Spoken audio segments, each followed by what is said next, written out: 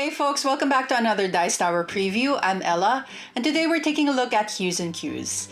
Hues and Cues is brought to us by the op and designer Scott Brady. It's a game for 3 to 10 players, ages 8 and up, and takes about 30 minutes to play. Hues and Cues is a competitive color description and guessing game.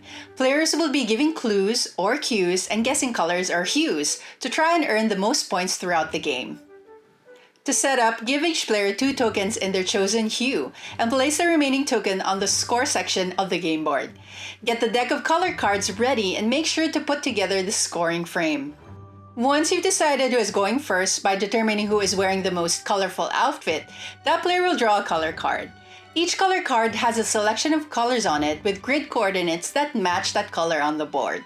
They then need to secretly choose a color from those options and give a clue. Cue for the other players. They need to find a cue that helps as many of the other players as possible to narrow down the color options and guess which hue the cue is referring to.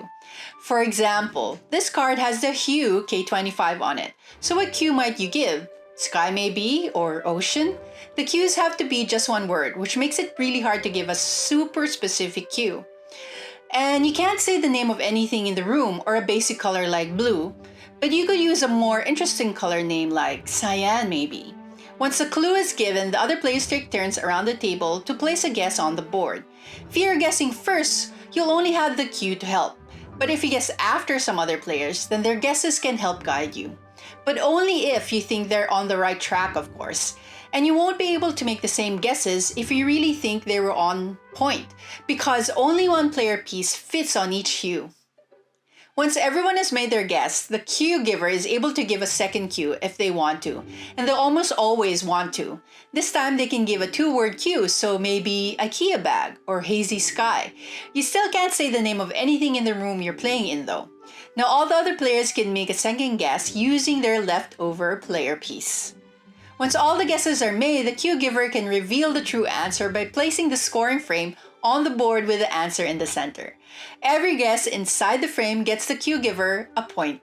3 points are awarded to anyone who guesses the right answer, and 2 points for each other guess inside the frame, and 1 point for each guess outside the frame, including the diagonals. Once all the points are awarded, you can clear the board, and someone else can give a turn giving the cues. The game ends once everyone has had a go giving cues, or 2 goes if you're playing with 4 to 6 players. But I usually just play for as long as we want to. Something I quite like about Hues and Cues is that you can adjust the difficulty level to suit the gamers you're playing with. If you're playing with younger kids, you can make it a bit easier on the cue giver by letting them pick which hue to cue without a card. Just make sure they write down their chosen hue first. And you can make it harder if you want to by forcing cue givers to give cues for the top left or bottom right cue, for example, giving them no choice at all. The fun of Hues and Cues is hearing the cues of your friends and trying to work out what on earth do they mean. That moment when the cue giver gives you their second cue and it sends the entire table into laughter because it's so totally different from the first cue. Or the discussions you'll have after the hue reveal about what everyone could have done differently. That's what makes the game hilarious and fun. I'll leave it to you to determine if that sounds fun for you and your friends. Again, this is Ella.